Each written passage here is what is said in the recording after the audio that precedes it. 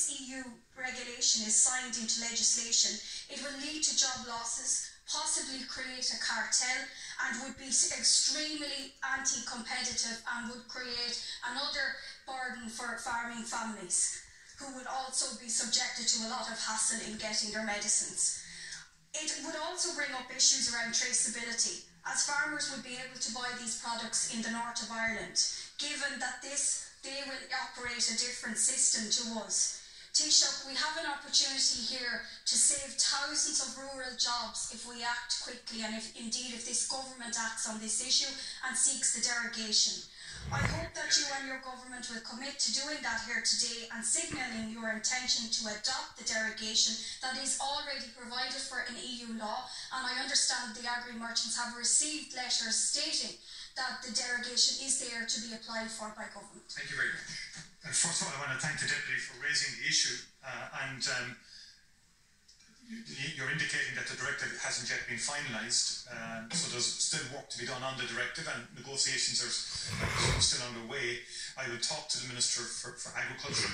My understanding is that the chairperson of the Agricultural Committee will be facilitating a discussion at the Oireachtas Agricultural Committee on this, where I think inputs can be made by yourself and other deputies and senators to examine this in greater detail, and particularly the issue of the application or not of the additional derogation clause that is there.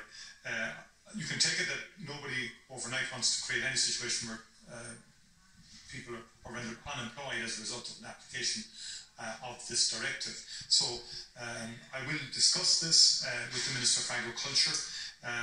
I take from your contribution the significance of what's envisaged and its potential implications for many in that particular sector. Obviously, safety and protecting health is always paramount, but you have indicated that this is this has been ongoing since 2006 under previous regulatory frameworks. There's an updating on the way, close to finalisation for application in 2022, and as a member state, Ireland will be involved with other European colleagues in finalising that.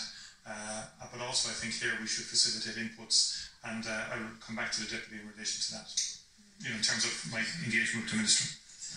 Taoiseach, I thank you for your constructive response and indeed your recognition that this will lead to job losses if it's not rectified. I also want to point out that agricultural the merchants, they want to work collaboratively on this issue and constructively.